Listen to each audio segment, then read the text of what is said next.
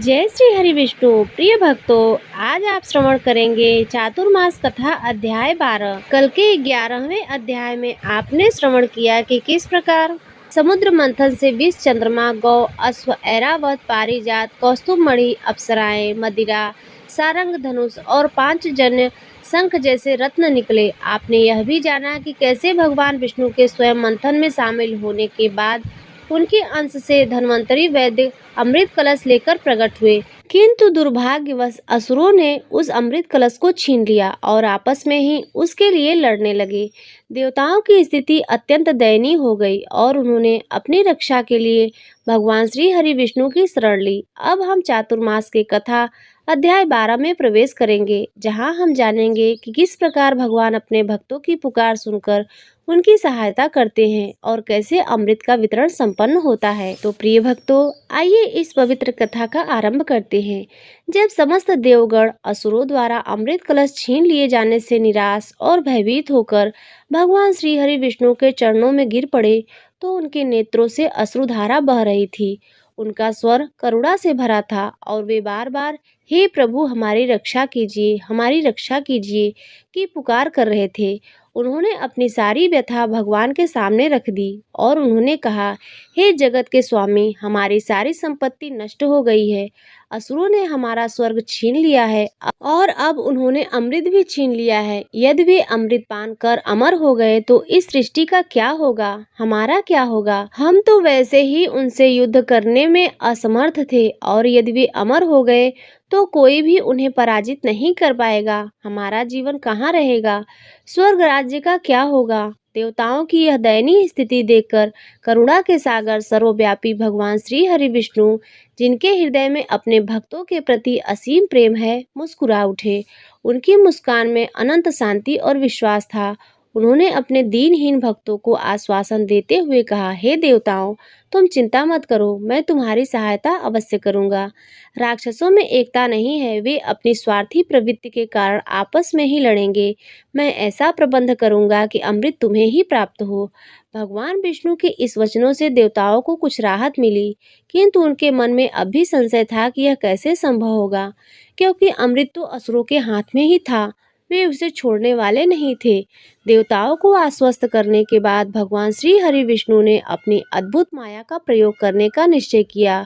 उन्होंने एक ऐसा रूप धारण करने का विचार किया जो सभी को मोहित कर सके, विशेषकर उन असुरों को जो अपनी कामुकता और लालच में अंधे थे। भगवान ने तत्काल एक अत्यंत मनोरम, अनुपम और अद्वितीय स्त्री का रूप धारण किया। उनका यह रूप इतना आकर्षक था कि स्वयं ब्रह्मा, विष्णु और महेश भी उसकी सुंदरता पर मोहित हो सकते थे। उनके केश काले घुघराले थे, नेत्र कमल के समान विशाल और कजरारे थे, होंठ रसीले और लाल थे और उनकी मुस्कान इतनी मोहिनी थी कि बड़े बड़े तपस्वी भी अपना तप भंग कर दें। उन्होंने श्वेत वस्त्र धारण किए थे, जिससे उनका रूप और भी दिव्य प्रतीत हो रहा था। उनकी चाल में मृदुता थी और हर अंग से सौंदर्य की आभा फूट रही थी। यही रूप मोहिनी अवतार कहलाया। मोहिनी ने अपने हाथों में अमृत कलश धारण करने वाले असुरों के समूह की ओर प्रस्थान किया। असुर उस समय अमृत के लिए आपस में ही लड़ रहे थे। कोई कह रहा था मैं पहले पीऊंगा, तो कोई कह रहा था कि नहीं मैं। वह एक दूसरे से कलश छीनने में इतने व्यस्त थे कि उन्हें किसी बाहरी व्यक्ति के आने का भान ही नहीं हुआ। मोहिनी जब असुरों के बीच पहुंची तो उनकी सुंदरता और मधुरता ने तत्काल उन सबका ध्यान अपनी ओर खींच लिया। जो असुर पहले अमृत के लिए गला फाड़ फाड़ कर लड़ रहे थे, वे सब मोहित होकर शांत हो गए। उनकी आंखें मोहिनी के रूप पर अटक गई। उन्होंने पहले कभी ऐसी अद्वितीय सुंदरी नहीं देखी थी। असुरों के सरदार, जिनमें हिरण्यकश्यप का पुत्र प्रहलाद, बलि और विरचिन जैसे प्रमुख थे, मोहिनी को देखकर आश्चर्यचकित रह गए। एक क्षण के लिए तो वे सब लड़ाई भूल गए। अमृत कलश को बीच में रखकर वे सब मोहिनी के चारों ओर एकत्रित हो गए।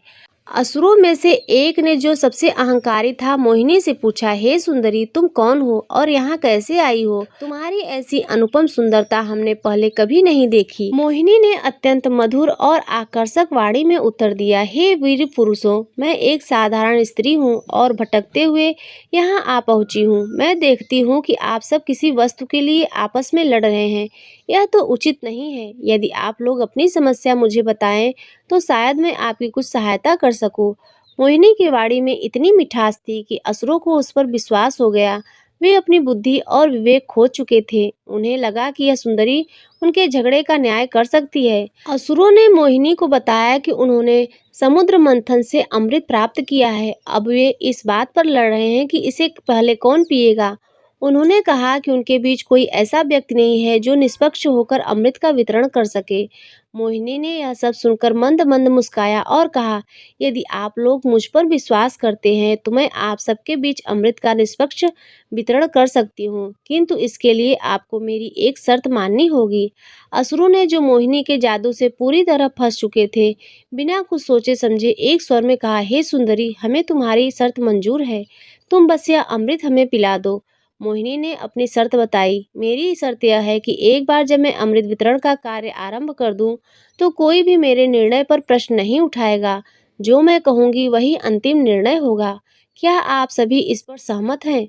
असुरों ने तुरंत अपनी सहमति दे दी। उन्हें लगा कि एक सुंदर स्त्री का क्या ही कर सकती है, और वे तो अपनी शक्ति से उसे नियंत्रित कर ही लेंगे। उनका अभिमान और लालच इतना अधिक था कि वे भगवान की माया को समझ नहीं पाए।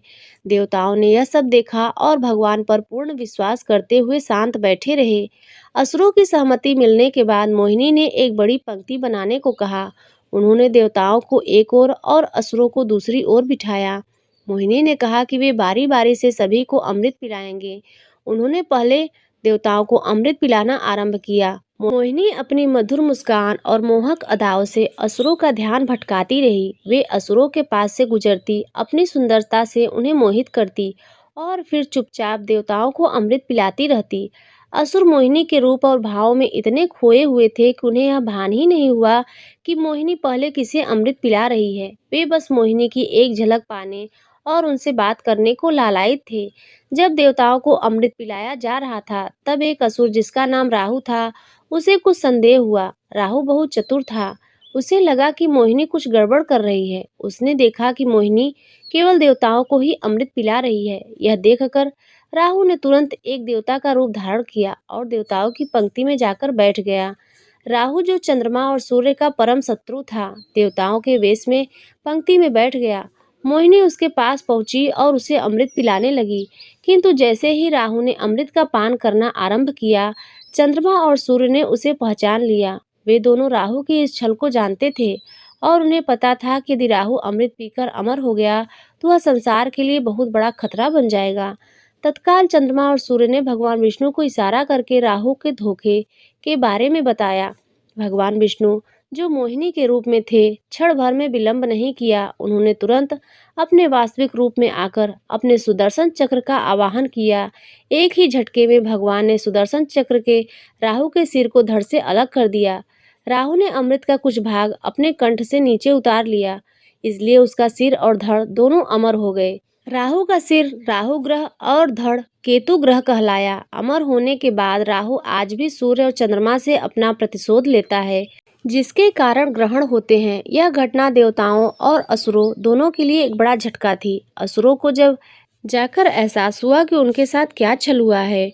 राहु के वध के बाद मोहिनी, भगवान विष्णु ने शेष अमृत तेजी से देवताओं को पिलाया। असुर, जो अपनी मूर्खता और छल का शिकार होने का एहसास कर चुके थे, क्रोध से आग बबूला हो गए। वे मोहिनी पर झपटे, लेकिन तब तक बहुत देर हो चुकी थी। लगभग सभी देवताओं ने अमृत पान कर लिया था और वे अमर हो चुके थे। अमृत के बाद देवताओं से असीम शक्ति और आत्मविश्वास आ गया। वे अब असुरों से युद्ध करने के लिए पूरी तरह तैयार थे। भगवान विष्णु अपनी मोहिनी रूप को छोड़कर अपने चतुर्भुज रूप में प्रकट हुए और उन्होंने देवताओं को आशीर्वाद दिया। असुरों ने देखा कि वे ठगे जा चुके हैं। अमृत उन्हें नहीं मिला और देवता अमर हो गए। वे क्रोध और निराशा से भर उठे। उन्होंने देवताओं पर हमला कर दिया, जिससे एक भयंकर युद्ध छिड़ गया, देवासुर संग्राम। किंतु अब स्थिति बदल चुकी थी। अमृत पान कर चुके देवता अजेय हो चुके थे। वे पहले से अधिक शक्तिशाली थे। भगवान विष्णु और भगवान शिव ने देवताओं की सहायता की। असुरों को इस युद्ध में भयानक पराजय का सामना करना पड़ा। उन्हें स्वर्ग से खदेड़ दिया गया। वे पाताल लोक में भागने पर विवश हुए। इस प्रकार देवताओं ने अपना खोया हुआ स्वर्ग पुनः प्राप्त किया। देवताओं की विजय के बाद समुद्र मंथन जारी रहा और अंत में कुछ और महत्वपूर्ण रत्न प्रकट हुए। वारुणी, मदिरा की देवी, यह असुरों को प्राप्त हुई थी, जैसा कि हमने पिछले अध्याय में सुनाया था। कल्प वृक्ष, स्वर्ग का इच्छा पूर्ति करने वाला वृक्ष, जिसे देवताओं ने अपने अधिकार में लिया। कामधेनु, समस्त इच्छाओं को पूर्ण करने वाली दिव्य गाय, जिसे ऋषियों को प्रदान किया गया। ऐरावत हाथी, इंद्र का वाहन, जिसे इंद्रदेव ने प्राप्त किया। लक्ष्मी, धन की देवी, कमल पर विराजमान लक्ष्मी देवी प्रकट हुई। वे भगवान विष्णु की पत्नी बनी, जिससे सृष्टि में धन, समृद्धि और ऐश्वर्य का वास हुआ। चंद्रमा, जिसे भगवान शिव ने अपने मस्तक पर धारण किया। कौस्तुभ मणि, जिसे भगवान विष्णु ने अपने वक्ष पर धारण किया। पांच जन्य संघ, भगवान विष्णु का शंख। सारंग धनुष, भगवान विष्णु का धनुष। धन्वंतरी, अमृत कलश के साथ प्रकट हुए, जो आयुर्वेद में जनक कहलाए। विषहलाहल, जिसे भगवान शिव ने पीकर नीलकंठ कहलाए। रंभा, मेनका आदि अप्सराएं, जो देवताओं के मनोरंजन के लिए स्वर्ग में स्थान पाए। श्रवा, श्वेत अश्व, जिसे असुरों ने प्राप्त किया। कुछ मतों से इंद्र को प्राप्त हुआ। सारंग पक्षी, गरुड़, भगवान विष्णु के वाहन। यहाँ 14 वस्तुएं गिनाई गई हैं, किंतु प्रसंगानुसार ये थोड़ी भिन्न हो सकती हैं। इस प्रकार समुद्र मंथन का महान कार्य संपन्न हुआ, जिससे देवताओं को अमृत प्राप्त हुआ और वे अमर हो गए। भगवान श्री हरि विष्णु ने अपनी अद्भुत लीला से देवताओं की रक्षा की और धर्म की स्थापना की। यह कथा हमें सिखाती है, जब भक्त सच्चे हृदय से भगवान की शरण लेते हैं तो भगवान उनकी सहायता के लिए किसी भी रूप में प्रकट होते हैं और अधर्म पर धर्म की विजय सुनिश्चित करते हैं। असुरों का घमंड, लालच और आपसी फूट ही उनकी पराजय का कारण बनी। यह चातुर्मास कथा अध्याय 12 यही समाप्त होता है। कल हम चातुर्मास महात्म कथा 13 में प्रवेश करेंगे और भगवान की अन्य लीलाओं तथा धर्म के विभिन्न पहलुओं पर प्रकाश डालेंगे। बोलिए भगवान विष्णु की जय। तो प्रिय भक्तों, आज की कथा यदि आपको अच्छी लगी हो तो वीडियो को लाइक कर दीजिए। चैनल पर पहली बार आए हों तो सब्सक्राइब कर दीजिए और कमेंट में जय श्री हरि विष्णु अवश्य लिखिए।